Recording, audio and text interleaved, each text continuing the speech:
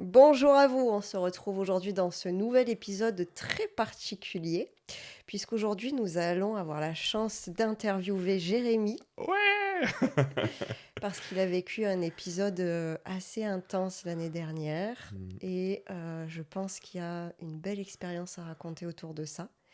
Jérémy, l'année dernière, tu as vécu une opération du cœur Ouais, qui t'a, je crois, peut-être fait traverser beaucoup d'émotions un tout petit peu. intense. Et j'aimerais qu'on puisse t'écouter aujourd'hui, écouter déjà ce qui s'est passé Mmh. Avant, autour de ta pourquoi? santé, Ouais, voilà, et puis que tu nous racontes comment tu l'as vécu. ouais. Je juste, j'ai envie de préciser, on s'est dit qu'on avait envie de faire un épisode chacun d'interview, de l'un et de l'autre, pour aussi que les personnes qui nous écoutent depuis, quelques dizaines d'épisodes maintenant, puissent, un peu mieux nous connaître et tout ça et voilà. Donc si ça vous intéresse, n'hésitez pas à poser des questions, n'hésitez pas à vous abonner aussi, au podcast, on le répète jamais assez. C'est vrai. Hem, ouais, bah, je sais pas par où commencer. C'était une sacrée étape dans ma vie. Hem, Peut-être déjà commencer par comment tu as su que quelque chose n'allait pas. ouais, bah, c'est intéressant parce que moi, je me suis toujours dit: «Je suis pas trop à l'écoute de mon corps». Enfin, en tout cas, je me suis toujours dit: «Je sais pas comment être à l'écoute de mon corps, je sais pas comment l'écouter». J'avais toujours ce truc-là et probablement que j'avais tort parce qu'en fait, c'est vraiment un Mm. message de mon corps que j'ai ressenti ou alors peut-être que je l'ai ressenti à ce moment-là parce que c'était vraiment, vraiment important. J'ai découvert ça par hasard. En fait, ça fait des années, depuis que j'ai les enfants, même vraiment, vraiment longtemps, où j'étais toujours très essoufflé. Dès que je faisais un effort, j'avais du mal à faire du sport et tout. Et je me disais toujours, bon, ben, je suis pas fait pour le sport. Je suis toujours fatigué. Ben, c'est normal parce que je dors pas assez, parce que j'ai mon boulot, parce que j'ai les enfants. Et il y a toujours ce truc-là. Et je surcompensais, je pense, largement, parce que du coup, je faisais plein de trucs malgré une fatigue chronique un petit peu constante. Et un jour, on est chez mes voisins, c'est le baptême du petit, et je discute avec un autre voisin, donc c'est vraiment une histoire de voisinage. Et il me dit, ah, mon fils, il est cardiologue, machin, on discute de ça. Il me dit, bah, si un jour, tu as besoin pour un proche, n'hésite pas. Et moi, ça vient me percuter, je me dis, putain, mais ça fait des mois que j'ai une gêne à la poitrine et je sais pas trop ce que c'est. Et du coup, je me dis, bon, je sais pas ce que je vais faire. Je vais voir mon médecin traitant la semaine qui suit, je lui parle de ça. Elle me dit, bah, franchement, j'entends rien, y a pas je vois pas de problème. Et je me dis, j'ai ce petit truc de, ça me gêne quand même depuis suffisamment Mm. longtemps pour qu'il y ait peut-être quelque chose. Donc j'appelle le fils du voisin et je lui dis, bah voilà, ton père, il m'a passé ton numéro. J'aimerais bien prendre rendez-vous. Donc on prend rendez-vous peut-être une semaine, 10 jours après. Il me dit, oh, Grande chance. ouais, ouais, normalement, il faut 6 mois. Je pense que j'aurais abandonné, j'y serais jamais allé, en 6 fait, mois, hein. ouais. Ouais, j'ai une autre voisine, elle a mis plus de 6 mois, enfin voilà. Mm. Et donc, j'ai cette chance-là. Et il me dit, oh, mais t'es jeune, il n'y a pas de problème et tout ça. Donc, il me dit, bon, je sais pas si on va faire un électrocardiogramme, si on va faire ce qu'on va faire, machin. Finalement, il me fait une échographie cardiaque. Donc, il fait ça. Et d'un coup, je le vois, il devient un peu blanc, tu vois. Il me dit, bon, t'inquiète pas. En principe, c'est pas bon signe. Mm. Il me dit, t'as une fuite qui est très sévère. Et en fait, j'avais sur le cœur, au niveau de la valve aortique, autant de sang qui rentrait dans le cœur, donc ce qui est normal, que ce qui en sortait. Ça, c'est pas normal. Donc le cœur, il battait 2 fois plus vite pour D'accord. irriguer le corps. Et donc, ah, il y a le chat qui vient. Oui, On l'entendra j'entends, pas, oui. je pense, sur la vidéo, sur l'audio non plus. Et du coup, il me dit, écoute, t'inquiète pas, de toute façon, t'as ça, on va voir. Et en fait, s'ensuit un peu un parcours du combattant, enfin, pas du combattant, mais un parcours un peu sportif, je sais pas comment on peut dire ça, en quelques semaines, où du coup, je vois un chirurgien qui me dit, normalement, avec ce que vous avez, monter 3 marches, vous devrez pas y arriver. Donc, je pense que mon corps est surcompensé vraiment de manière assez extrême. Il me dit, il faut pas attendre, il faut opérer. C'est vraiment urgent parce que il peut y avoir des complications, ça peut lâcher à tout moment. Et en fait, ce qu'il faut savoir, c'est que moi, la gêne que je sentais, dans le cœur, il n'y a pas de terminaison nerveuse. Donc en fait, le cœur, c'est pas un organe qu'on peut sentir. Tu sens les battements parce qu'il y a le flux sanguin qui passe. Mais par contre, j'avais un ventricule qui avait doublé de volume. Donc probablement que ça appuyait sur les poumons, ou sur d'autres organes. Et du coup, ce qui se passait, c'est que quand je m'asseyais ou selon la position, ça venait appuyer, ça venait compresser, et c'est la gêne que je ressentais. Et du coup, le chirurgien m'expliquait que si le cœur avait continué à grandir comme ça, à un moment, c'est un muscle. Donc en fait, il se serait arrêté de battre parce que il se serait trop détendu. Et il ne pouvait pas revenir en arrière parce que c'est souvent, il me disait, il y a beaucoup de gens qui font des arrêts cardiaques, qui tombent parce qu'ils vont marcher ou quoi. Ils ont des anomalies cardiaques, sauf que tu t'en rends pas compte. Et puis le cœur, il lâche à un moment comme ça. Donc voilà pour l'histoire. Excuse-moi, j'expire. Oui. J'étais un peu en apnée en t'écoutant. Ouais, c'est intense. Et ça s'est passé tout ça en l'espace d'1 mois et demi, en fait. Entre Incroyable. le premier rendez-vous et l'opération, 1 mois et demi, moins de 2 mois. Donc c'est très très court. Ce qui était, de mon point de vue, une bonne chose, parce que je pense que ça m'a évité Ouais. de ruminer pendant des mois et des mois et des mois et des mois. Et parce que ça peut être le cas aussi s'il n'y a pas de place et tout. J'ai eu de la chance parce qu'en fait, il y a une place qui s'est libérée. Enfin, j'ai vraiment l'impression que dans mon C'était parcours, fluide, là, j'ai la ouais. bonne étoile, Ah tu vois. ouais, C'est ouais. vraiment... je discute avec le voisin. Mon médecin traitant, après, Oui, mais elle est... pardon. En Vas-y. même temps, c'est bien tombé puisque tu disais si tu avais dû attendre 6 ou 9 mois, tu ne serais pas allé. Donc peut-être que l'univers, il a compris, Il qu'il a s'est dit. conspiré pour que... Ouais, c'est ça. Tu vois, mon médecin traitant a été trop gêné parce qu'elle me dit, oh là là, mais j'ai pas entendu. Et le cardiologue à l'hôpital, il me dit, même moi, je sais que vous avez ça, je l'entends pas. Parce que il y a des valves qu'on entend beaucoup et Ok. d'autres qu'on entend très très peu. Mais donc, ça veut dire que si la personne patiente ne se rend pas compte qu'elle est essoufflée et que c'est anormal, entre guillemets, par rapport à d'autres personnes, Mm. et qu'elle se dit, bah, tout le monde est comme moi, elle ne demande pas d'examen particulier, ça passe à l'as, et donc elle va marcher un jour et elle tombe par terre, quoi. Ouais, c'est ça. Bah, en tout cas, si elle a le problème que j'ai, ça dépend les anomalies, Oui, oui, tu bien vois. sûr, mais je parlais Mais dans d'une mon cas, personne oui, dans ton cas. il m'a dit, le chirurgien, il m'a dit, je peux pas vous dire combien de temps il vous reste si on fait rien, mais il me dit, ça peut arriver dans 3 semaines, dans 6 mois, dans 1 an, Mais tu vois, donc, il n'y a pas heureusement que tu n'avais de... pas fait de sport qui font grossir le cœur, donc les sports Exactement. Il d'endurance. m'a dit, je lui dis, ouais, je suis pas très sportif. Il dit, c'est une Heureusement, chance. ah La première oui. fois de ma vie qu'on me dit Eh que c'est oui. une chance de pas faire de sport, tu vois. Il me dit, heureusement, parce que ça arrive beaucoup à des Eh sportifs. oui, Et comme ils sont très musclés, en fait, ils compensent, ils se rendent pas compte et il y a un moment, ça lâche. complet. Mm. Ok. Bon, et quand on t'annonce ça, quand tu vois le visage de ce cardiologue blêmir, là, qu'est-ce que tu Ouais. ressens, toi? Sur le coup, je me dis, bon, je sais pas trop en fait à quoi m'attendre. Donc je me dis, bon, ok, il est quand même, comme c'est le fils de mon voisin, tu vois, on se tutoie, je l'avais jamais vu, mais il y a une forme de proximité. Il me dit, t'inquiète pas, là où tu vas aller, ils en font 30 par semaine, enfin pas forcément ce type d'opération, mais ils mettent des stents, des machins et tout. Enfin, il me rassure en mode...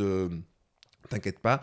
Il me dit un truc qui m'a beaucoup rassuré, parce que je lui demande pourquoi tu as choisi la cardiologie. Il me dit parce que j'hésitais entre cardio et cerveau, sauf que le cerveau on comprend rien, alors que le cœur c'est l'organe le plus étudié depuis hyper longtemps sur le corps humain. Et en termes de chirurgie, on est extrêmement avancé, on peut faire des trucs assez dingues, tu vois. Ouais, donc Et du coup, ça me rassure de me dire, ok, ça fait des dizaines d'années que ça existe, il y a des personnes qui ont été greffées il y a extrêmement longtemps, qui sont encore en vie et tout, tu vois. Donc, je suis pas hyper stressé sur le coup. Par contre, j'ai un peu un contre-coup qui vient, parce qu'il me dit, il va falloir qu'on fasse une analyse un peu plus poussée. Donc là, c'était juste une échographie cardiaque par l'extérieur, avec l'appareil comme une échographie pour une grossesse. Et en fait, je fais une échographie par la bouche ensuite, donc c'est avec une petite anesthésie locale et tout ça. Et là, il me dit, c'est un peu plus grave que ce que j'imaginais, parce que la fuite est plus importante. Et surtout, je ne sais pas si ça va être possible de garder la valve ou pas. Parce qu'il y a cet enjeu-là, en fait, quand tu as un problème à une valve, on peut te la changer. Donc, te mettre soit une valve mécanique, c'est du métal, soit une valve biologique, c'est une valve animale, je ne sais pas comment c'est fait exactement. Et donc là, je rentre quand même dans un truc, donc ça, c'est 15 jours après, à peu près. Je rentre dans un truc de, ok, en fait, je commence à un peu plus stresser, parce que de me dire, je vais avoir un morceau de métal ou de chair dans mon corps et tout. Je sais pas trop, tu vois. J'en discute avec des amis, j'en discute autour de moi et tout, et bon, je suis pas plus rassuré. Et là, je me dis, ok, moi, je crois pas au hasard et j'ai cette profonde conviction au fond de moi que tout ce qui nous arrive est profondément juste. C'est-à-dire que ça veut pas dire que c'est facile émotionnellement sur le coup, mais j'ai cette croyance que tout ce qui nous arrivait est juste et qu'il y a un but derrière un petit peu, le but peut-être de nous faire grandir ou peu importe ce que c'est, tu vois. Donc j'ai ce truc à un moment où en fait c'est une idée un peu bizarre qui me vient, c'est il m'est jamais rien arrivé de ma vie, dans l'absolu, tu vois. Et là en fait il m'arrive quelque chose d'un peu fou et je me mets un peu dans la posture de, je sais pas comment dire, pas je suis content de vivre ça parce que Mm. j'étais pas heureux de vivre ça, je me suis pas dit c'est génial, mais je me suis dit de toute façon je vais le vivre, donc je vais le prendre en fait de la meilleure manière que je puisse, en me disant plutôt que de me lamenter, me dire pourquoi ça m'arrive à moi, ça, pas trop me poser ces questions et me dire oui ça va être difficile parce qu'il y a plein de questions qui vont découler après et puis tu le sais parce qu'on s'est vu à ce moment-là et tout ça, mais j'ai envie d'en faire quelque chose de beau quoi qu'il se passe. Donc là, c'est vraiment sur l'aspect émotionnel au début. Et plus ça se rapproche de l'opération, parce qu'après je vois le chirurgien, il m'explique que, en fait, à un moment, il me dit, vous savez, une opération du cœur, on va vous ouvrir, on va avec écarter, on va aller recoudre le cœur. Probablement, il me dit, je sais pas trop ce que vous avez, j'arrive pas trop à comprendre. Probablement qu'il faudra mettre une valve artificielle, donc il faudra choisir laquelle vous voulez. Donc il est dans sa posture pas très rassurante, mais tu vois, très médicale, et en même temps, je lui dis OK. Et j'ai l'impression un peu là, d'être dans une phase où je subis un peu le truc, tu vois, où, OK, je suis pas hyper rassuré, j'ai pas forcément peur, je sais pas trop ce qui m'arrive. Et là, je rentre dans une phase où je me commence à me poser plein de questions sur la valve, sur mes enfants, avec Elodie, ma femme, avec mes parents, avec plein de trucs comme ça qui viennent, tu vois. Donc là, je suis dans une phase un peu plus de flou. Tu veux que je continue à... Ah ben oui, Je sais pas, ouais. tu me parais lancé, c'est bien là. Ouais. Si t'as des questions, vas-y, hein. Oui, oui, Mais bien sûr. moi, je suis dans cette phase de flou. Et là, il doit rester à peu près un mois avant l'opération. Et il se trouve que, hasard ou pas, je sais pas, avec mes parents, ils m'ont offert, parce que c'était l'année de mes 40 ans, Mm. ils nous ont offert un petit voyage à la montagne où l'idée c'était de partir avec mes parents et les enfants et Elodie pour profiter. Ça se passe avant l'opération. Un mois avant, je crois, quelque chose comme ça. Et Mais donc il savait déjà à ce moment-là que tu étais. on savait que j'avais un Oui. problème cardiaque, donc faire attention, c'était censé être une semaine de rando, machin et tout, tu vois. Donc moi je fais attention, mais le cardiologue il m'avait dit continue ta vie normalement. Je pense qu'il y a un peu ce truc-là, tu vois, de te stresse pas, de toute façon tu vis comme ça depuis des mois, des années. Commence pas à plus rien faire, à mettre du stress dans ton corps et... Ouais, mais de là à organiser un truc de rando quand Non mais même. voilà. Et du coup, moi ce que j'ai fait, c'est que j'ai fait des randos légères, tu vois. Ok. En fait, les randos, t'avais du vert au noir, je prenais que du vert, tu Ouais, vois. ouais, ouais. Donc c'était, si tu veux, c'est à la montagne, donc c'était un peu vallonné, mais ça restait tranquille, tu vois. C'était des petites randos de une dizaine de kilomètres, on va dire, tu vois, sur la journée avec un petit pique-nique. C'était cool, tu Mm. vois. Et surtout, là, une monitrice, là, elle nous dit un truc hyper intéressant. Elle dit, en fait, la rando, parce que je lui parle de ça, elle me dit, bah, t'inquiète pas.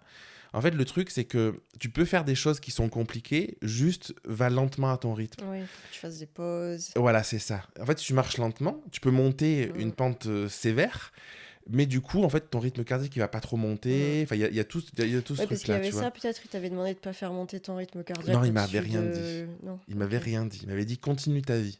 Ok. En Je fait, trouve comme ça super étrange. ben, en fait, je pense que il y a.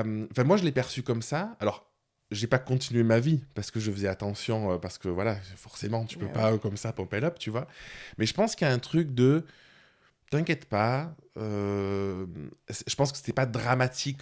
Je pense il m'a dit ton cœur a beaucoup grossi, mais je pense que c'était pas encore le côté suffisamment critique pour dire Mm. on y va dans On l'heure, arrête tu tout, vois, c'était ouais. pas l'urgence. Donc je pense que c'était un truc de je vais me faire opérer, on est à un mois, ça changera pas grand chose, tu vois. Donc voilà. Le chirurgien était un peu plus critique, mais il avait ce rôle il voulait ni me rassurer, ni m'alarmer, un peu neutre, tu Ouais, vois. ouais, ouais. Donc en fait, je pense que c'est pas évident parce que Non, c'est tu veux clair. pas faire peur aux Mm. gens, tu veux pas leur donner l'espoir que tout va bien parce que c'est un acte, tu peux y passer, tu vois. Enfin, donc il y a un peu cet entre-deux aussi, tu vois. Et est-ce qu'on peut revenir sur l'opération, justement? Ouais. Donc, tu as été anesthésié généralement, j'imagine. Ouais. Anesthésie Peut-être, générale. peut-être je peux te parler juste un peu d'avant l'opération, Ah sur oui, l'aspect émotionnel, parce que comme oui, tu m'as bien posé cette sûr. question. Eh oui. Euh, Moi, ce qui m'a beaucoup aidé, j'étais dans cet état d'esprit, comme je disais, c'est une expérience, je vais vivre quelque chose, j'avais pas forcément peur, mais j'étais un peu stressé quand même. Et ce qui m'a beaucoup aidé, c'est qu'on s'est vu. Toi, j'ai vu la psychologue que j'avais vue il y a quelques années. On s'est rappelé, on a passé du temps à échanger. J'étais accompagné à ce moment-là par ma coach qui m'a énormément, énormément aidé. Et en fait, le plus dur pour moi, ça a été par rapport à mes enfants. Je sais pas si tu te souviens, on a fait une séance ensemble. Et c'est une séance où j'ai beaucoup pleuré, j'ai beaucoup lâché. Et parce qu'en fait, je crois qu'au fond de moi, j'ai pas très peur de mourir. En fait, j'ai jamais eu ce truc-là de j'ai peur de la mort parce que je me suis toujours dit, bon, je sais pas s'il y a quelque chose après ou pas. Parfois, je me dis que oui, parfois que je me dis que non. Tu vois, ça dépend un peu des jours. Mais je me dis, de toute façon, bah, une fois que c'est fini, c'est fini. Tu vois, le plus dur, c'est pas pour toi, en fait. Le plus dur, j'ai toujours l'impression que c'est pour les personnes qui restent. Mm. Ou pour l'attachement que tu as aux personnes parce que psychologiquement, tu te dis, bah, qu'est-ce qu'ils vont devenir, ou ça va me manquer, des choses comme ça. Et moi, c'était avec mes enfants. Et du coup, le travail qu'on a fait ensemble, ça m'a beaucoup aidé en somato. Et avec ma coach, on a fait un exercice que j'utilise moi aussi en coaching, mais j'ai pris l'ampleur de l'exercice. C'est d'aller voir tous les bénéfices de Mm. mourir. Et ça, c'est un exercice qui est puissant parce que... C'est marrant parce que quand on Vas-y, parlait du vas-y. couple, tous les bénéfices à se séparer, tous les bénéfices à mourir, Mais en fait, c'est que... chercher le positif dans Mais si tu veux, en toute fait, situation. peut-être la méthode, c'est de dire que si tu as une charge émotionnelle positive, va voir l'aspect négatif. Si tu as une charge émotionnelle négative, va voir l'aspect positif. C'est vraiment ça le principe de ça. C'est l'idée qu'on est polarisé Mm. émotionnellement. Parce qu'une situation de base, elle est neutre. Il y a toujours autant d'avantages que d'inconvénients. Mais nous, on voit soit plus les avantages, soit plus les inconvénients. Et du coup, c'est ce qui crée soit du fantasme, de l'envie, soit de la frustration. Tu vois. Et donc, je fais cet exercice. Et au début, je dis non, mais moi, j'ai pas d'avantage à mourir. Tu vois. J'ai pas envie d'y rester et tout. Elle me dit oui, mais je comprends. Mais il y a vraiment cette idée de va voir qu'est-ce que ça peut apporter à tes valeurs hautes par rapport à ce que tu valorises pour toi, voir ce que ça peut apporter à tes enfants, à tout ça. Et moi, ce que je valorise, c'est l'autonomie. Je pense qu'un bon parent, c'est un parent qui arrive à donner de l'autonomie à ses enfants pour qu'ils puissent arriver voilà, à avoir, à être en sécurité émotionnelle, à pouvoir avancer dans la vie. Y a plein de choses que je valorise comme ça et je commence à lister. Premier truc que je liste, c'est un truc un peu matériel, c'est si je décède, j'ai 100% du crédit de l'assurance du crédit sur ma tête, ma femme aussi. Donc la maison est payée. Et je me dis, incroyable en fait. Je peux laisser à mes enfants une maison où ils n'ont plus de soucis du loyer jusqu'à toute leur adolescence, qui grandissent jusqu'à l'âge adulte. Ma femme, elle aura plus ce poids de se dire comment je vais payer le loyer tous les mois et tout ça. Ça vient me soulager, tu vois. Après, je continue et je vois les avantages. Il y a la grande. La grande, elle est assez connectée. Elle a un côté, un esprit un peu. Elle a vraiment une force, un esprit un peu battant, tu vois, à l'intérieur d'elle. Et je me dis, qu'est-ce que ça peut lui apporter que je sois plus là? Et je sens que ce que je liste sur mon papier, c'est que ça va lui apporter encore plus de force de se dire, parce qu'on a un lien qui est vraiment particulier, de se dire que pour cette mémoire, et parce qu'on a déjà discuté ces sujets-là, je sens qu'elle va tout faire pour arriver à faire des grandes choses dans la vie, tu vois. Mm. Et d'un coup, je me remplis un peu de cette joie, c'est de sentir que en fait, c'est pas que ça s'arrête, c'est que ça continue pas si je suis plus là comme je l'imagine ou comme ça continuerait, mais ça continue sous une autre forme. Et je fais ça, je lise des choses. Et le principe de cette méthode, c'est d'arrêter il n'y a pas de règle, tu peux lister 3 trucs et ça fait effet, tu peux en lister 50 ou 200. C'est d'arrêter au moment où tu sens que émotionnellement c'est ok. Pour Ce- rassurer, ouais. Ouais, ça veut pas dire que j'ai envie de mourir et me dire ouais, c'est chouette et tout ça, tu vois. C'est le truc de j'ai pas envie que ça arrive, Ouais, c'est ouais, mais tu pars factuel. tranquille, quoi. Mais si ça arrive, je vois que en fait, c'est pas la fin du monde.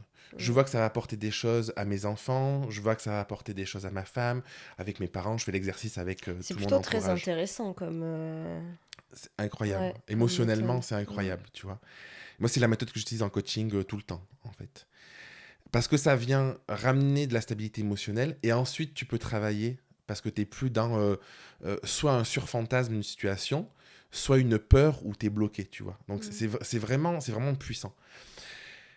Et donc, en fait, j'en viens au point où je me dis, ok, j'ai pas envie d'y rester, mais j'ai une confiance en moi de quoi qu'il arrive, ce sera juste et c'est ok, tu vois. Et en fait, à la fin, on va dire une semaine, 10 jours avant l'opération, je suis dans cet état d'esprit-là. Et la veille de l'opération, il y a l'infirmier qui vient et qui me donne un cocktail. Il y avait un somnifère, des anxiolytiques, je sais pas quoi, des calmants, du machin. Enfin, tu sais, un cocktail en mode t'es en PLS et t'as besoin de juste switcher. Et je lui dis, ah non, non, j'ai pas besoin, franchement, j'ai pas de problème et tout ça. Je me sens bien et tout. Donc, tu sais, il est un peu bizarre. Il me dit, il est fou ce type. Et ce que j'ai fait, les 3 jours avant l'opération, et notamment la veille de l'opération, c'est que j'ai écouté, je pense, à peu près 6-7 heures par jour de méditation. Mm. Et ma psychologue, Mareva, qui m'a offert son pack de méditation. Mm. Et c'est des méditations guidées justement sur le corps pour plonger à l'intérieur de son corps. Donc je pense que j'ai écouté, je sais pas, 10 fois chaque méditation. Et j'étais dans ce truc de... Émotionnellement, j'étais OK. Et à l'intérieur de moi, les méditations, vraiment, ça m'apaisait. J'ai hyper bien dormi, alors que d'habitude, je dors mal. J'ai toujours du mal à m'endormir le soir et tout. Tu vois, je suis quelqu'un qui va beaucoup ruminer. Et là, je sais pas ce qui me portait, mais j'avais une forme de sérénité. Je dis pas que j'avais aucune peur, parce que tu as toujours un peu de trucs ou des pensées qui viennent, mais je me sentais Mm. vraiment accompagné. Et Mm. notamment par ma femme, parce qu'on a un podcast sur le couple aussi. Elle était incroyable parce que, tu vois, dans ces moments-là, pour toi, c'est dur et tu es centré sur toi. Et elle a géré à la fois mon Ouais. émotionnel à moi, son émotionnel à elle, Celui des un peu mes enfants. parents, celui des enfants, protéger tout le monde. Et je pense que le plus dur, c'était pas pour moi. En fait, je pense que le plus dur, c'était pour elle. Tu vois. Surtout dans l'état où j'étais, moi, j'étais serein. Et je pense que je m'étais enfermé un peu en mode maintenant, c'est pour moi. Oui, tu Je t'es pense qu'à protégé, moi. bah, bien Et sûr. voilà. Mm. Et elle avait tout le reste à gérer, tu vois. Donc je pense que ça, c'était pas évident pour elle. Mais je l'ai senti aussi. Je pense que comme j'étais serein et qu'on parlait beaucoup et que ça crée un lien, je pense, très très fort dans notre couple, je pense qu'elle aussi, elle était. Ça allait, Apaisé, ouais. apaisée, tu vois. Mm. Donc ça, c'est jusqu'à l'opération. Incroyable déjà ce récit, je trouve ça très fort, très beau, très puissant, que tu aies pu te révéler ces ressources-là en fait, où d'autres personnes auraient pu le vivre du côté complètement négatif, comme tu disais, paralysé par la peur, et le côté, je vais mettre des guillemets à ce que je dis, victime, je suis victime Ouais, de la vie, voilà pourquoi ça m'arrive à moi, c'est injuste. ouais. Donc c'est très fort que tu aies pu le vivre du côté Comme ça, de ben. la pièce ressource, quoi. Tu sais, il y a beaucoup de personnes. En fait, j'ai jamais senti autant d'amour de ma vie Mm. qu'à ce moment-là. Ça Euh, t'a montré que tu étais bien entouré aussi, je crois. Ouais, en fait, on a créé un groupe WhatsApp. Peut-être dedans, il y avait une cinquantaine de personnes. Il y a des gens qui m'écrivaient en privé. C'est pas un truc que j'ai dit publiquement, tu vois. Et en fait, tu vois, je suis ému parce que je me suis dit, oh, toutes ces personnes qui sont parfois loin de moi, plus près, machin, qui d'un coup m'envoient un amour inconditionnel, tu vois, je pense à toi, je suis présent. J'ai vraiment senti une Mm. présence, tu vois. Je pense que ça m'a beaucoup porté aussi, parce que même pendant l'opération et tout, tu vois, et cette présence de... oh, j'ai jamais ressenti autant d'amour. C'était ouf. Et il y a beaucoup de personnes dans le groupe WhatsApp qui m'ont dit, ah, t'es fort, c'est incroyable, parce que je mettais des messages un peu Mm. après, tu vois. Et moi, j'avais pas cette impression-là, parce que je me disais, ben, je pense qu'en fait, de toute façon, tu vis ça, tu es obligé de le traverser. Donc, je suis pas fort de traverser un truc, tu vois. De Oui, toute mais tu es façon, j'ai pas le fort choix. d'en faire quelque chose. Comme on disait, il y a plein de personnes qui l'auraient vécu du côté plus négatif, plus subi. Peut-être, ouais. Alors toi, tu as retrouvé une zone de pouvoir là-dedans, en fait. Hein, le pouvoir Ouais, ouais. d'être toi, de l'acceptation, et puis de t'entourer aussi. Je trouve ça énorme parce que il y a beaucoup de personnes qui, en termes de réflexe, ont plutôt le réflexe quand ça va pas de se replier sur soi, de s'enfermer dans leur coquille. C'est mon Et, réflexe en temps normal, hein. et ouais, bah là, tu vois, tu Ouais. as eu le réflexe de créer ce groupe WhatsApp. Alors, ça a peut-être été impulsé par Elodie, je ne me rappelle plus, mais en tout cas, il y a eu ce partage avec les amis, même si tu l'as pas dit publiquement, mais en même temps, ta Mhm. communauté publique est peut-être pas celle avec laquelle à ce moment-là tu Non, avais j'avais pas envie de recevoir l'espace de de partager, voilà, l'énergie de l'extérieur tout à ouais. fait. Donc là, tu as quand même eu cet élan de créer ça, et c'est effectivement, du coup, tu te sens beaucoup moins seul. Mm. Là où si tu as le réflexe de te mettre dans ta coquille, ben, tu peux te sentir très seul en fait et traverser le truc Isolé un peu. ben, très isolé, ouais. Ouais, t'as raison. Je sais pas pourquoi j'ai fait ça. Tu vois, même le fait. De suite, mon réflexe a été de venir te voir, Ouais. d'augmenter le rythme des séances avec Nadège en coaching, de faire plusieurs séances avec Marie-Eva, qui est psychologue. Mais tu as eu des très bons Tu réflexes. vois, j'ai eu ce truc de. Je pourrais pas y arriver tout seul, en Mm. fait. Tu vois? J'ai eu ce truc, je voulais pas être livré qu'à moi-même. Mm, Et mm. je sentais que j'avais besoin de soutien. Tu vois? Ouais, Ouais. bien sûr. Et c'est ça qui est aussi humble. Là, on parle d'un cas extrême, mais qui marche dans les cas de la vie, hein. C'est y arriver tout seul. On n'a pas tout le temps les ressources. Non.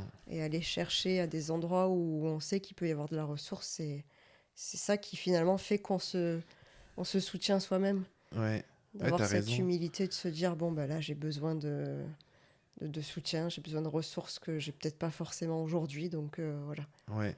Et je pense qu'on peut découvrir aussi des connaissances ou des amis qui prennent une posture qu'ils n'ont jamais eue, Mm. mais parce que ça matche bien au moment venu, tu vois. Moi, en fait, on peut parler de l'après un peu, tu vois, mais il y a un truc qui m'a marqué, c'est Rémi, mon meilleur ami, qui est psychologue, qui travaillait en hôpital depuis, je sais pas, 15-20 ans. Et en fait, le fait que je vive ça, lui, ça lui a mis une claque, tu vois. Mm. Il a vraiment eu un moment de révélation de oh, en fait, ça peut m'arriver demain. Et en fait, j'aurais pas fait ce que j'ai envie de faire dans la vie.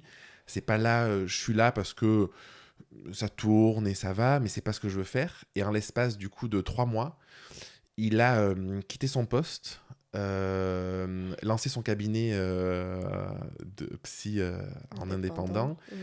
Et là, ça cartonne aujourd'hui, tu vois. C'est marrant, hein, des fois, on joue les accélérateurs ou les switches Ouais, d'autres personnes, et souvent, je crois que la maladie fait quand même cet effet.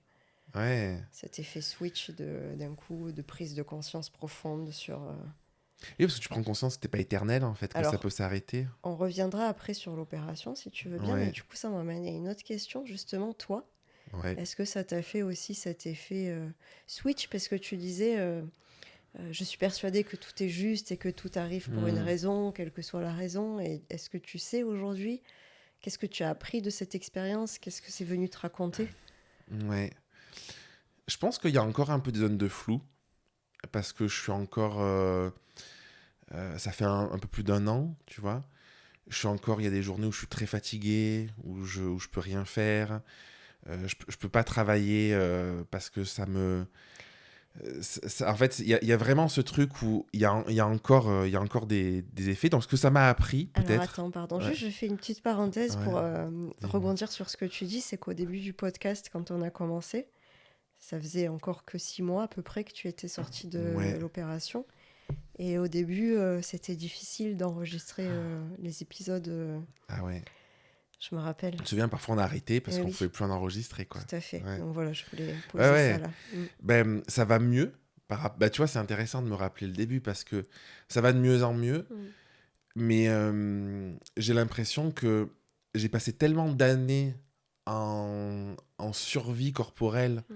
à surcompenser parce que je savais pas que j'avais ça et il fallait avancer, il fallait vivre, il y avait les enfants, tout ça, tu vois.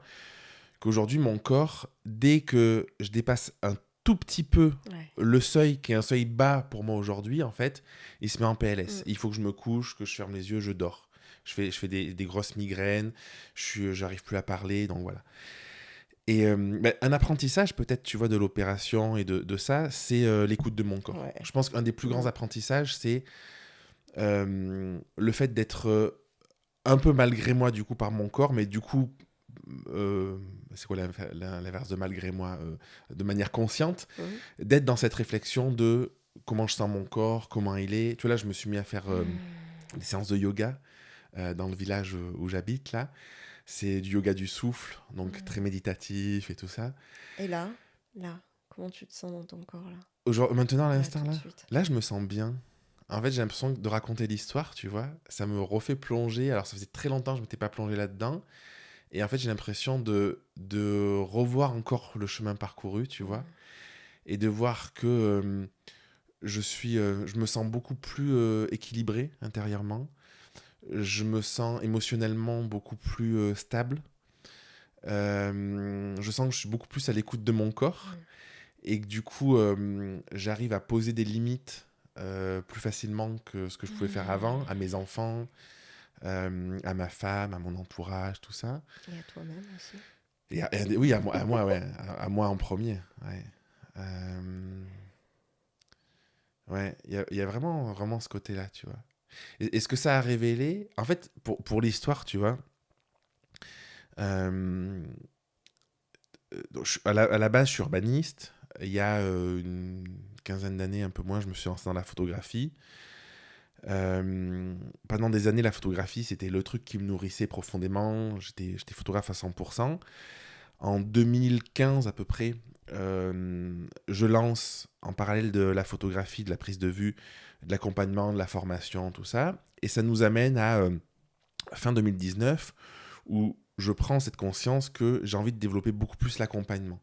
Donc l'accompagnement introspectif et business. Je lis toujours les deux parce que je trouve que c'est très intéressant de voir comment une activité fait que tu te poses des questions que tu ne te poses pas quand tu es salarié. En tout cas, moi, je ne me les posais pas avant. Et ça vient réveiller plein de problématiques en toi.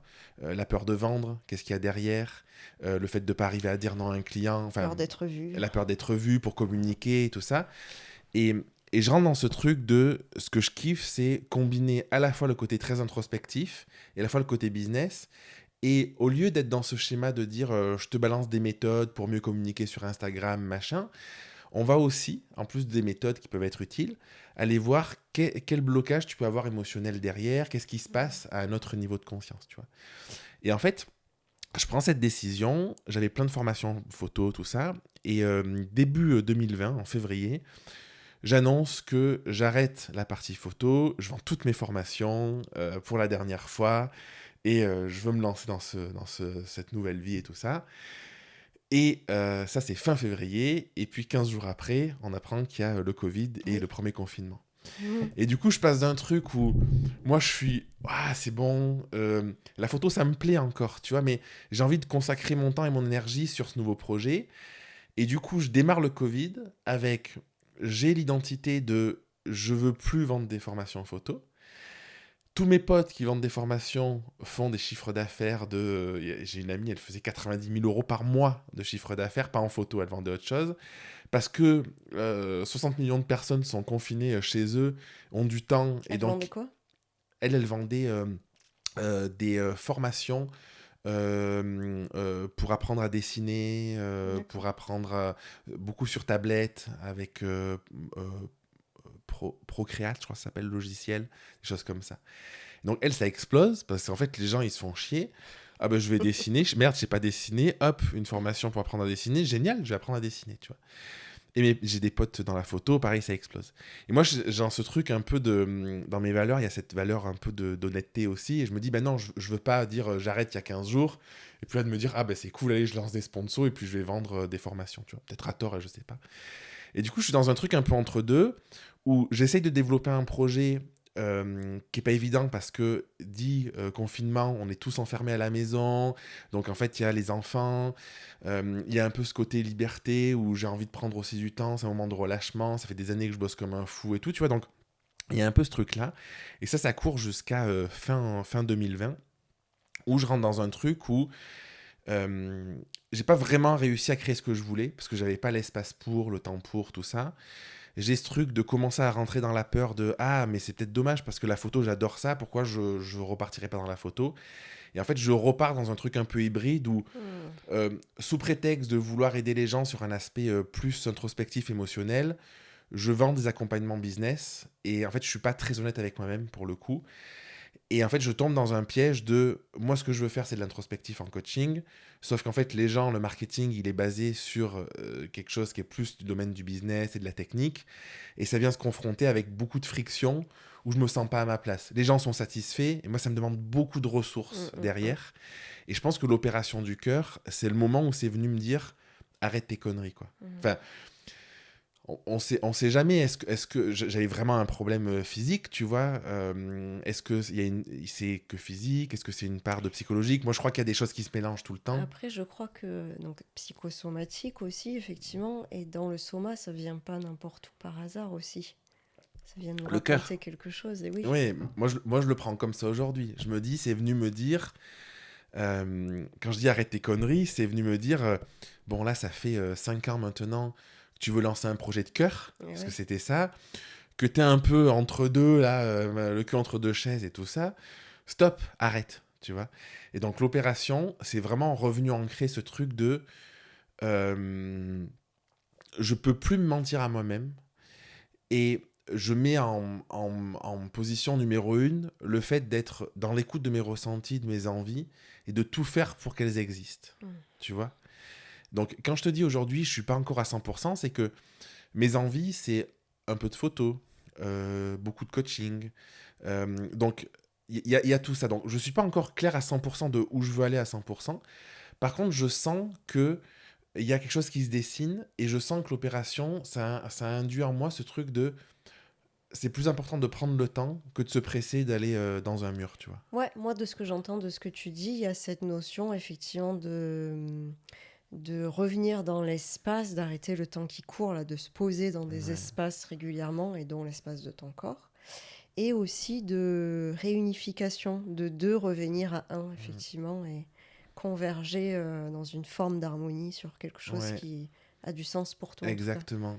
C'est un peu trouver ce fil rouge, tu vois. Mm. Parce que je suis un peu multipassionné, tu vois. Et ouais, mais tu vois, ça me fait autant kiffer de me dire que je vais faire des séances photo à l'extérieur, que de faire une séance de coaching en visio, que de partir en randonnée et faire de la photo coaching, ou que d'aller discuter d'un autre sujet. Enfin, tu vois, il y a plein de domaines que j'aime, même sur l'aspect artistique, l'expression, tu vois. Et du coup, je sens que l'opération, ça m'a permis de me réconcilier un peu avec toutes ces parts de moi, un peu, tu vois.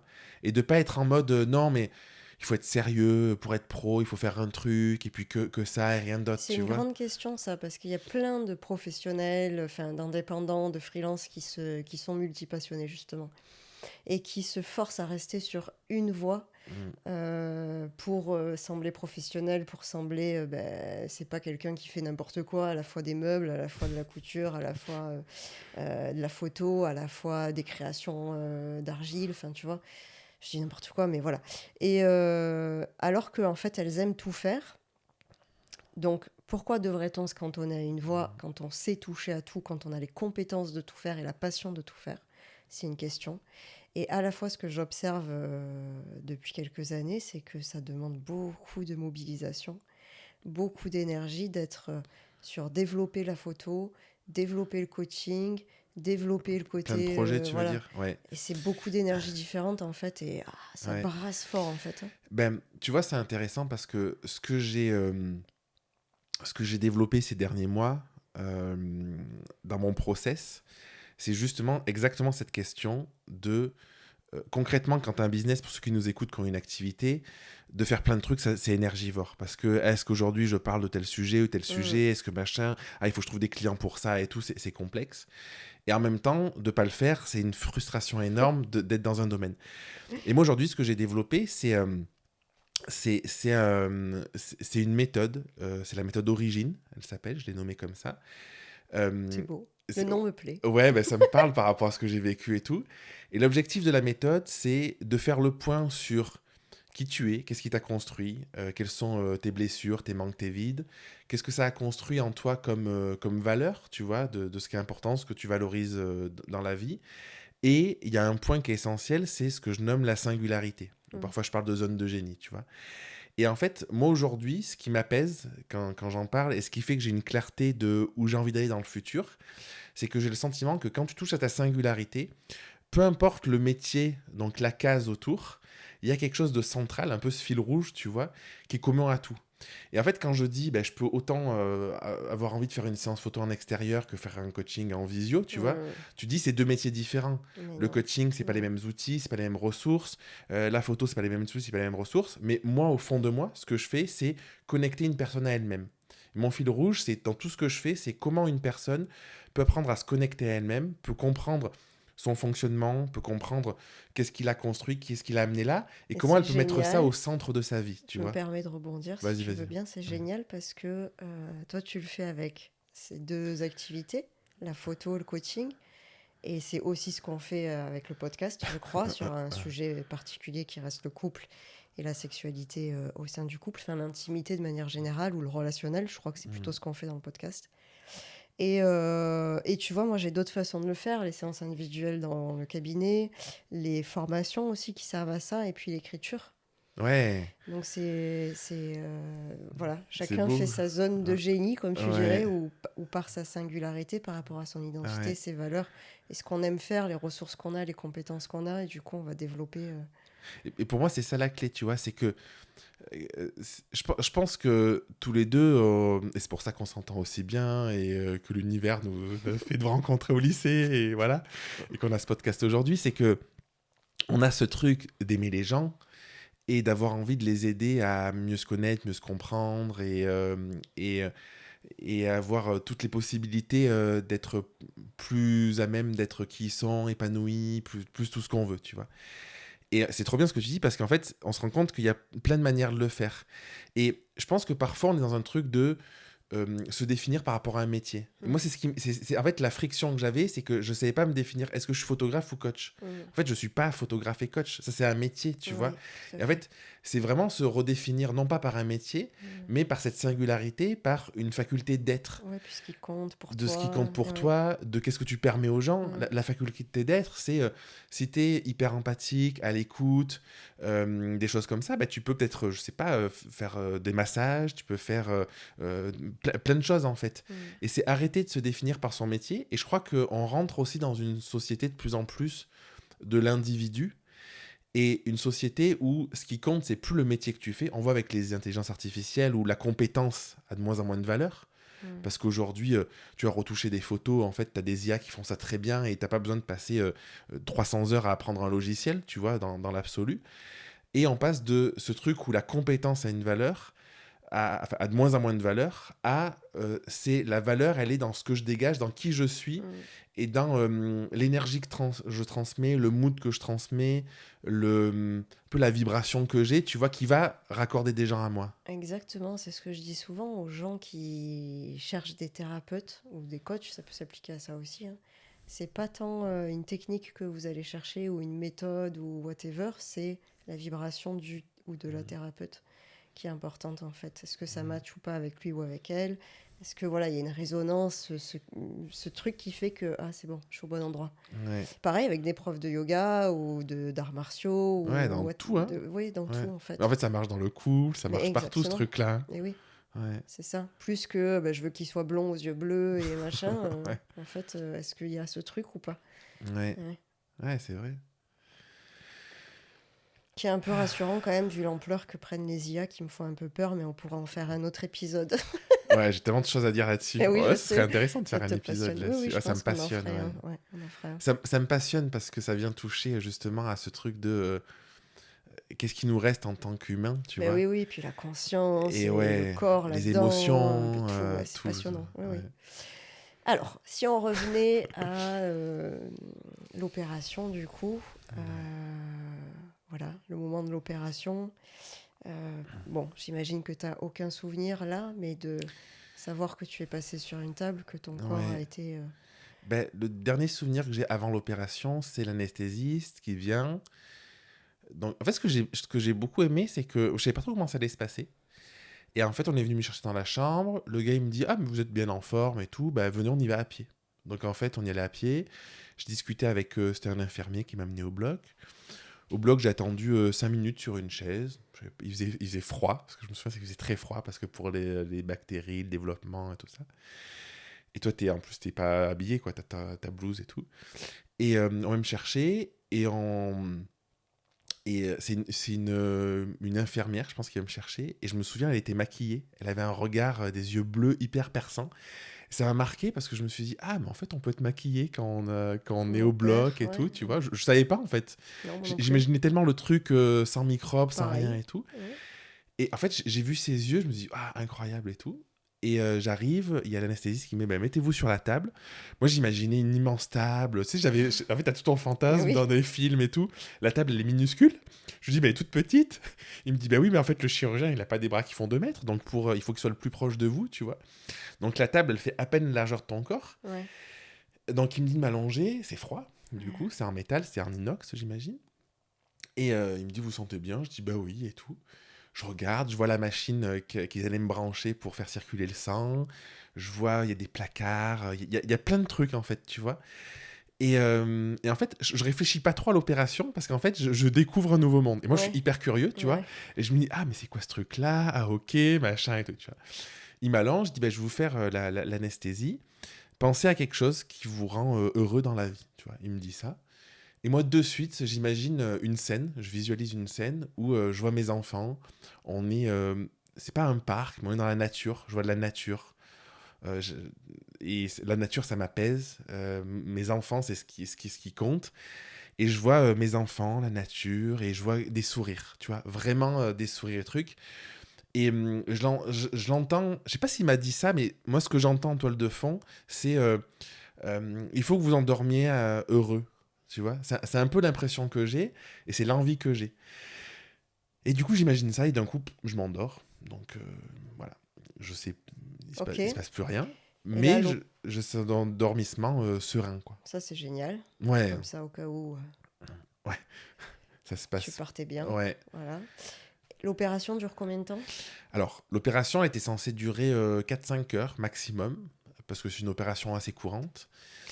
Et sauf qu'elle a duré pratiquement 8 heures, parce que c'était galère. Et il y a un truc, encore une fois, tu vois, moi j'ai l'impression, j'ai de la gratitude, je me sens chanceux, tu vois. Le chirurgien, il y a un copain, il me dit, bah, n'importe quoi, tu fabules, tu vois. Le chirurgien, il vient le matin de l'opération, me voir dans la chambre. C'était le matin ou la veille, je sais plus. Bon, il vient, il me dit, vous avez choisi quoi entre la valve artificielle ou la Ouais. valve donc en Biologique. métal ou biologique? Et parce qu'en fait, le fils de mon voisin m'avait dit, écoute, tu vas aller voir ce chirurgien, c'est le chef du service cardio, c'est un très bon ami à lui, il m'envoie le voir, parce que s'il y a une personne qui peut te réparer, c'est lui, il y a 3 spécialistes en France, dont lui, tu vois. Donc je me sentais entre de bonnes mains. Je pense que ça a participé à la confiance Hmm. aussi, tu vois. Il vient le matin, Quelle bonne étoile, dis donc. et je lui dis, je dis, je sais pas trop, et tout, je lui dis, la valve biologique. Et là, il fait 2 mètres il part en arrière, tu vois. Et en fait, ce que je savais pas, c'est qu'en fait, il me l'avait dit, mais j'avais pas conscientisé le truc, c'est que la valve mécanique, tu la portes à vie. Mm. Tu as un gros traitement, mais c'est à vie. La valve biologique, il faut la changer tous les 12 à 15 ans. Parce qu'ils peuvent aujourd'hui mettre des hormones apparemment pour la booster, mais il faut repasser sur l'opération. Et moi, la chance que j'ai eue, je pense, c'est que j'ai aucune conscience de qu'est-ce que c'est cette opération. Le chirurgien, il me dit, c'est comme quelqu'un qui a jamais fait de sport qui fait un marathon. Moi, j'ai jamais fait de marathon. Je me dis, je Tu suis le pas, sens passer. je suis pas trop. Ok, ben j'y arriverai. Bon, il y en a qui arrivent, machin. Je suis fou, hein. J'ai aucune conscience de la difficulté de cette opération. Tu vois, je pense que ça m'a aidé parce qu'en fait, j'étais un peu en mode Oui, un enfant, enfantin, oui, tu oui, vois, c'est machin. ça. Je vais découvrir un truc, tu vois. Je pense que ma valeur curiosité faisait que c'est génial et tout. Et là, il fait un bond de 2 mètres. Il me dit, écoutez, vous êtes sûr et tout. Je dis, oui, c'est bon et tout, tu vois. Et en fait, moi, mon sentiment, je peux pas dire que c'est vrai, je peux pas le vérifier, je lui ai pas demandé, c'est que je pense que pendant l'opération, il s'est dit, ce type, il est fou, il se rend pas compte que il a 40 ans, qu'il va devoir y repasser peut-être 3-4 fois jusqu'à la fin de sa vie, et que Ouais. c'est ultra violent comme opération. Et je pense qu'il a tout fait pour arriver à me recoudre la valve, pour pas que j'ai une valve artificielle. Ce qu'il a réussi à faire, mais du coup, au lieu de mettre 4 heures pour ouvrir, changer la valve, machin, ça a pris beaucoup plus de temps parce que ma Alors valve attends, était. ça veut dire que tu lui as demandé une biologique et qu'il t'a mis une mécanique? Non, il m'a rien mis. Je garde ma Ah! valve à moi. Il t'a tout fait pour te Il a recoudre, tout fait toi, pour me d'accord. recoudre ma valve. Ok, pardon, j'avais pas Et compris. c'est de la microchirurgie, tu vois. C'est des trucs. Et, Hmm. euh, Et je pense que, je sais pas comment ça se passe, mais j'imagine que quand c'est un peu galère, ben, il fait 3 opérations par jour. Donc en fait, ben, ou si c'est trop compliqué. Et là, moi j'ai ce sentiment, il n'y a rien qui dit que c'est vrai, tu vois. Mais moi j'ai la conviction que parce qu'il s'est dit, il est fou ce type-là, parce que les circonstances ont fait que j'étais recommandé par un très bon ami à Puis t'es lui, super jeune. et que j'étais jeune, et que j'étais là où j'étais serein, je lui dis bah merci, je suis content d'être avec vous. Je sais pas ce qui s'est passé, tu vois, moi je me dis qu'il y a quelque chose au-dessus qui a géré le truc à ma place, tu vois. Mais en tout cas, j'ai le sentiment qu'il a tout fait. Donc opération longue, 8 heures, donc qui dit presque 8 heures, dit de l'anesthésie pendant très longtemps, Mm. donc le corps il souffre. Et là, Elodie qui est en Eh PLS. oui, bah oui. Parce qu'Elodie, il lui avait dit Bah 4-5 bien heures. Donc sûr. jusqu'aux 5 heures, bon, bah, tout va bien. Sauf que les dernières heures où elle Ah n'a pas ouais. de nouvelles, elle sait pas, machin, elle me disait, je pleurais, elle était dans sa tête, c'était la fin du monde, tu vois. Mm. Et ensuite de ça, moi, je me souviens me réveiller au service en réa, donc en réanimation, où j'ai passé 4 jours, parce que j'ai eu des complications. Et je me souviens de me réveiller là, avec, sur le coup, un peu groggy, tu vois, où je suis, je sais pas trop ce qui m'arrive. T'as des machines partout, t'as du bruit, ça bouge de partout, tu vois, des gens qui passent. Dès que tu te réveilles, hop, j'imagine que ça doit allumer un capteur. Ils viennent, ils te font une piqûre, ils te font une prise de sang, ils regardent si. Enfin, tu vois, c'est très, très Mm. médicalisé. Et je suis un peu là où, en fait, j'ai une période, je pense, pendant, je sais pas combien de temps ça dure, où je m'endors, je me réveille, je m'endors, je me Mm. réveille, tu vois, l'anesthésie, je pense. Et jusqu'au moment où je réouvre les yeux et là, je vois Elodie. Et là, j'ai ce truc de. Je suis là, tu vois. Je pense que. Ça me donne envie de pleurer. Je suis là dans ce truc de. Ah, attends, c'est bon. Tu vois, parce que tant que t'es entre deux, tu sais pas trop. Mm. Et là, c'est. Ah, ok. Donc, a priori, c'est bon.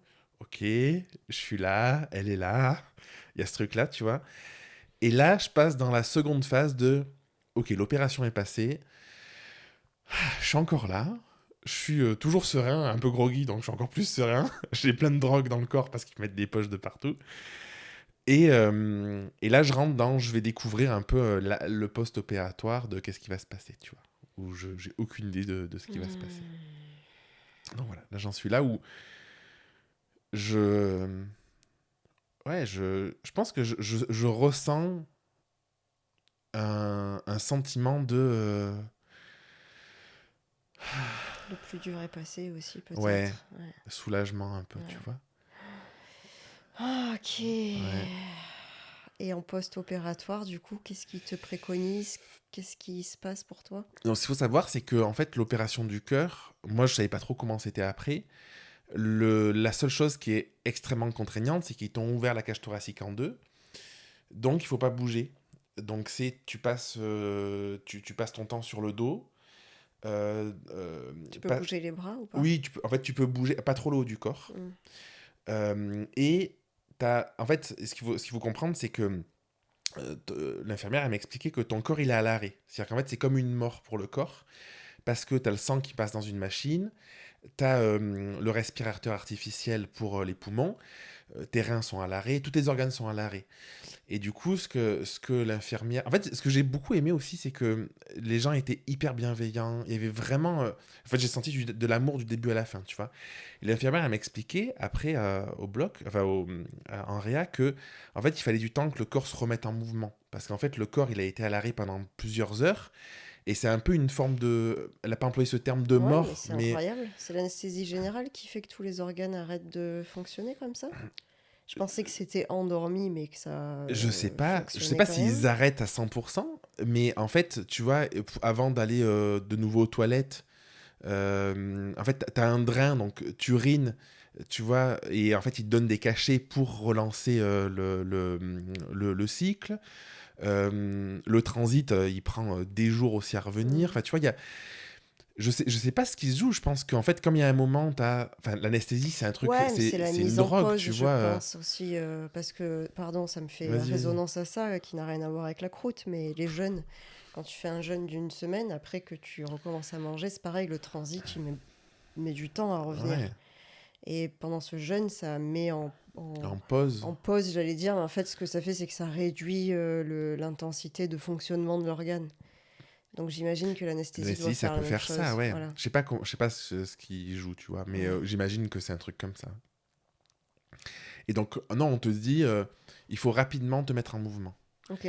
Parce qu'en fait, le risque, moi j'avais perdu 6 kilos avec l'opération. En fait, le truc, c'est que. Et tu perds du muscle, principalement. Pourquoi? Juste parce que tu es immobilisé pendant... En fait, non, je pense qu'en fait, ton corps va puiser des ressources Ok, ouais. de manière très profonde. Mm. Parce que c'est ultra violent en Mm. fait. On t'ouvre en deux. Il y en a plein après quand j'étais en rééducation pendant un mois qui ont des complications aux poumons, machin. Enfin, c'est ultra violent. C'est un organe vital, tu vois. Donc je pense que le corps, il est en mode PLS de. Il y a un truc qui allait pas là. Parce que tu vois, moi je pars du principe que le corps il a une forme de mémoire, de ressenti. Ah, mais Si à un c'est moment sûr. le cœur est plus connecté parce qu'on est en train de le recoudre, Puis il n'y a pas que le et cœur, tous voilà. les fascias, Et il y a voilà, les ouais, fascias, les organes, ta ils poussent peau. les Ouais, poumons, les ouais. machins et tout. Donc, la douleur, elle est thoracique. Parce que dès que tu fais un mouvement, ça tire. Et la douleur, elle n'est pas une douleur. Moi, j'avais à l'intérieur, j'avais peur, tu vois, de ça. Pas du tout. C'est vraiment les os qui bougent, des trucs comme ça. Et du coup, on te dit, il faut vite te mettre debout. Attends, parce que question bête, mais pour accéder au cœur, du coup, ils ouvrent le squelette Ah oui, et en fait, ils te découpent le thorax en deux. par le sternum. Par le sternum, il t'ouvre le sternum, il t'écarte. Donc moi j'avais des côtes déplacées et tout, parce qu'en fait, bah, forcément, tu vois. Et je pense qu'ils doivent mettre des écarteurs, quelque chose comme ça, pour pouvoir accéder au cœur et le recoudre. J'espère que vous avez le cœur bien accroché. Moi, ça m'a levé le cœur là d'un coup, tu vois, ça a fait blour. Ah ouais, c'est violent comme opération. Oui, oui, non, mais en plus, tu vois, c'est parce que je le sais, mais de t'entendre me le dire, et je sais pas, il y a un truc comme ça dans le cerveau, ça percute d'un coup, ça fait ah, mais oui, mais attends, ça veut dire qu'il faut couper l'os. Ah ouais. Et couper l'os aussi, c'est À la d'une disqueuse, ils violence font ça, je crois, hein. Ouais. incroyable. Et tu vois, l'infirmière, c'était beau parce que ça c'était après l'opération. Elle me dit, elle était géniale cette infirmière dans le service là. Elle me dit, ah moi j'adore les opérations du cœur parce que c'est beau. Elle me dit les opérations, tout ce qui est os, euh, Membres. les membres, un pied, un machin, ça gicle de partout, les chirurgiens ils ont des casques et tout. Elle dit en fait le cœur, une fois qu'il est vidé de son sang, il est blanc. Et en fait, ces opérations, il n'y a pas de sang. C'est pas un truc où ça. Bon, C'est pas j'imagine que quand gore, il ouais. t'ouvre, oui, tu Ouais, ouais, vois. ouais. Mais après ça, c'est pas un truc où ça charcute de Bah, de partout, toute quoi. façon, pour être chirurgien, quand même. Ouais, ouais. Il faut être bien accroché, Ah quoi. ouais. Ouais. Je pense que c'est une vocation, hein. Le gars, il est passionné, hein. Ah ben oui, j'espère que c'est une vocation, parce que si c'en est pas une, ta Ouais. vie est dure, hein. Alors, je veux bien que tu te gagnes des milliers d'euros, mais Il gagne pas tant que ça, hein. Ouais. ouais, j'espère que oui, quand même. En plus, vu les heures qu'ils font. Enfin, Ouais. bref, mais en Ouais. tout cas, oui. Il gagne pas tant que ça par rapport je trouve, la mission un peu, tu vois, de sauver des Ouais, vies la tous les mission, puis jours et ils ont tout, un rythme de travail le de rythme de malade. travail et tout, ouais. Ils sont aux urgences, au machin. Ouais. Malade. Euh, Donc voilà, donc le post-opératoire, c'est douleur thoracique et c'est tout réapprendre dans ton corps. Eh ouais. Au début, tu te lèves, juste le fait de te lever, en fait, tu passes du lit à la chaise, ça te demande une ressource incroyable, tu te recouches, tu redors pendant 4 heures. Et il faut quelques jours avant d'arriver à marcher, à se lever, parce qu'au début, tu n'arrives plus à marcher.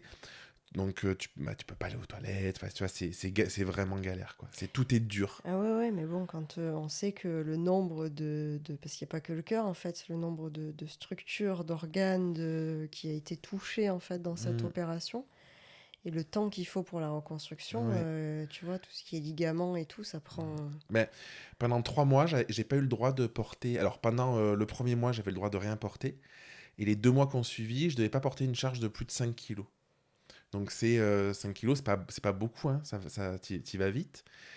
Et idéalement, moins de 3 kilos. C'est-à-dire que, tu vois, voilà. Et pas lever les bras pour prendre un truc en l'air et tout ça, tu vois.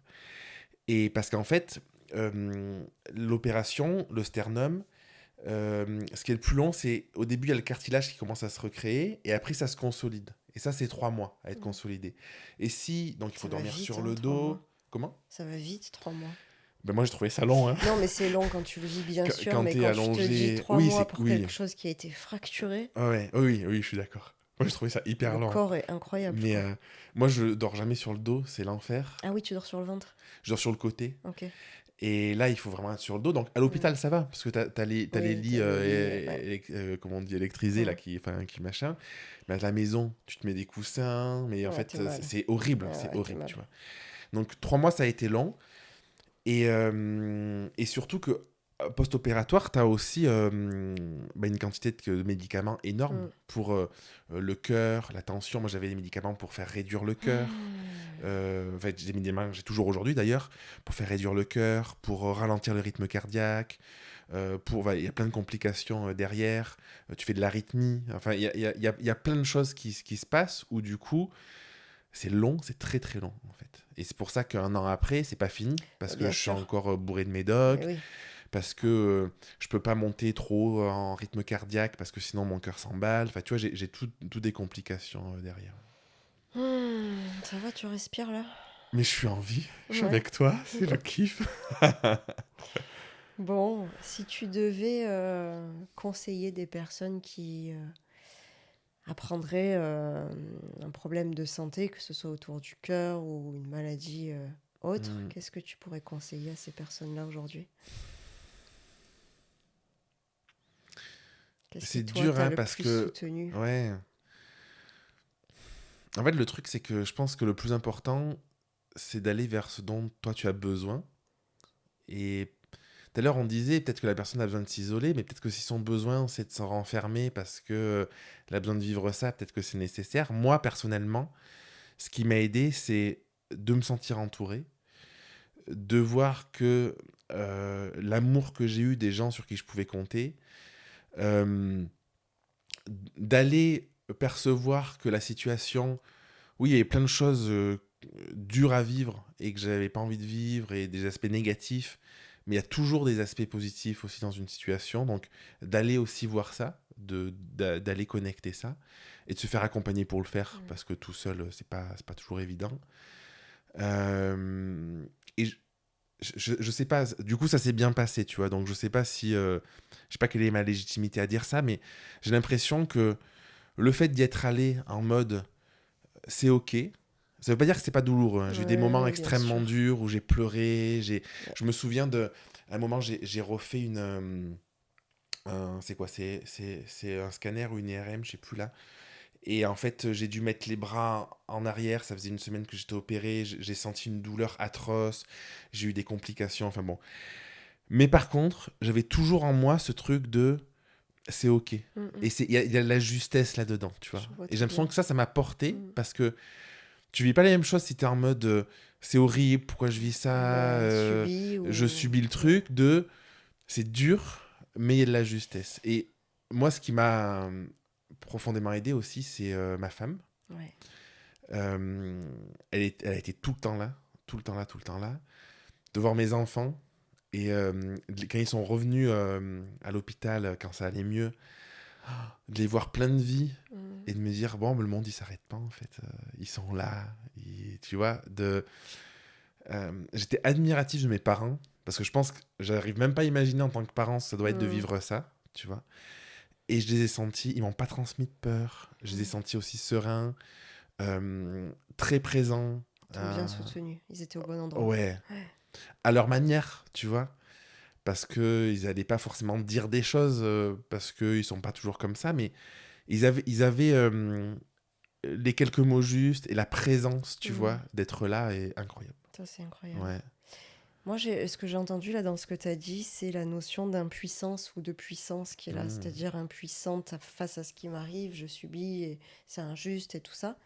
Ou au contraire, je reprends ma puissance, je reprends mon pouvoir et c'est ok et c'est juste et en fait je vais en faire quelque chose, je vais apprendre quelque chose de ça et je vais prendre soin de moi et tourner vers mes besoins. Et ça pour moi, ça fait toute la différence. Dans tous les épisodes à charge, forte charge émotionnelle, donc fort potentiel traumatique, je crois que c'est important. Et je me permets, tu parlais de besoin et on parle de ton cœur. Mm. Et du coup, je me permets juste de de parler du livre récemment que j'ai sorti qui Ouais, s'appelle Écoute tes besoins, laisse parler ton ouais. cœur. T'aurais dû le prendre pour le Mais oui, montrer. j'ai oublié. Qui est aux éditions Marabout et qui est vraiment un livre qui peut aider les personnes qui traversent des événements compliqués, que ce soit de l'ordre de la maladie ou de l'ordre d'événements à forte charge émotionnelle, parce que c'est un livre qui nous questionne sur nos besoins. De quoi j'ai besoin? C'est quoi mes valeurs? Mm. C'est quoi mes limites? Comment est-ce que je fais pour les poser? Et c'est vraiment un livre pratique qui fait réfléchir avec des questionnements sur lesquels on répond directement dans le livre pour voilà, faire un début de chemin autothérapeutique en tout cas, et peut-être que ça peut aider des personnes, donc je me permets d'en parler ici. Ouais, c'est apaisant quand tu parles de ça. Ouais, c'est parce que Bien, les besoins, c'est important en fait, hein. Je oui, sais pas s'il y a de... Tu vois, moi, avec le recul et comme je suis plus dans le mal comme je l'ai été, même s'il y a encore des complications et que c'est pas facile, je garde globalement une vision positive des choses, tu vois. Mais je pense qu'on vit tous ces choses différemment, oui, puis où selon on d'où en tu est. viens, c'est pas En fait, facile aussi. tu vois, en fait, le travail introspectif et tout, je suis pas arrivé du jour au lendemain de hop, Tout à toc, fait. ça va, tu vois. Mm. Ça fait 15 ans que j'ai commencé un travail de connaissance de moi, du coup, j'arrive pas de nulle part, tu vois. Mm. Et par contre, s'il y a un truc important à dire, c'est que on a beaucoup parlé d'avant l'opération et tout ça. Après l'opération, j'ai continué aussi les suivis, tu vois. Oui, Parce qu'en fait, c'est vraiment c'est un chemin, tu oui, vois. oui, oui. On Et peut c'est pas hop, c'est envelopper fini, tout c'est ça. bon. Ouais.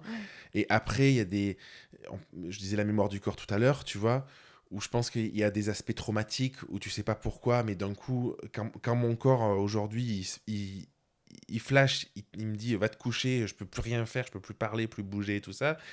J'imagine qu'il y a aussi des résidus de peut-être C'est évident, l'opération, de toutes ces choses-là, tu bien vois. sûr, c'est Et évident. du coup, continuer le suivi après pour qu'on continue à intégrer, continuer à être dans ce truc-là. Bien sûr, parce que ça s'arrête pas au moment de l'opération, Non. c'est évident. C'est comme, je prends ce parallèle, hein, la grossesse.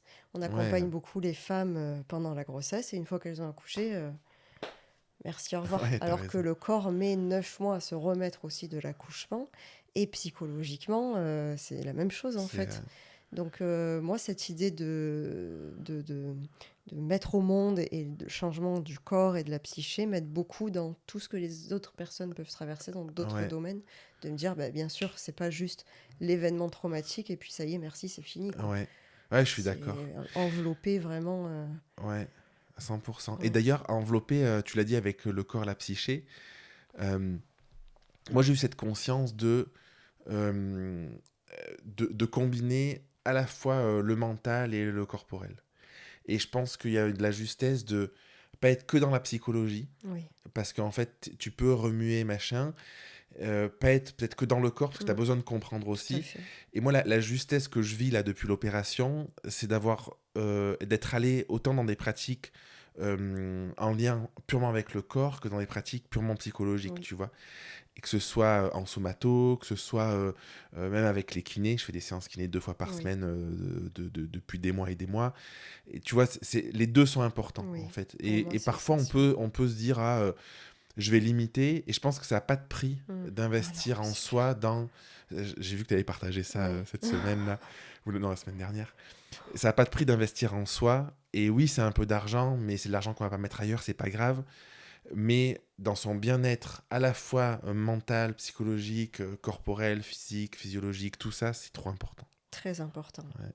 Merci Jérémy, je pense que c'est une bonne fin Ouais, merci à toi pour ces d'investir en questions. soi, en sa santé, se soutenir soi-même parce que personne d'autre mieux que soi ne peut le faire, Mm, même si on va chercher de l'aide autour. ouais. Merci d'avoir partagé ton expérience forte en émotions et en richesse aussi de vécu et de, voilà, de sagesse, hein. Ça, il y a une Mm, forme de sagesse là-dedans. Donc mer- je trouve que c'était un épisode très fort. J'espère que nos écouteurs, ça se dit ça? Nos auditeurs, Auditeurs, les auditrices, nos écouteurs. Ils sont écouteurs dans ton sac, les écouteurs. auront pris plaisir à nous écouter et à mieux te connaître Mm, aussi, parce que c'est pour ça qu'on a fait cet épisode aussi. ouais. Et merci à toi parce que je sens que ça m'a fait du bien de partager Mais bien ça. J'ai sûr. déjà partagé, tu vois, mais ça faisait longtemps que je n'avais pas reparlé comme ça, longtemps. Et j'ai l'impression que ça vient encore ancrer une nouvelle étape. Oui, une couche Ouais, supplémentaire dans la guérison de quelque chose. exactement. Merci Océane. Merci Jérémy, merci à vous tous. À bientôt. À bientôt.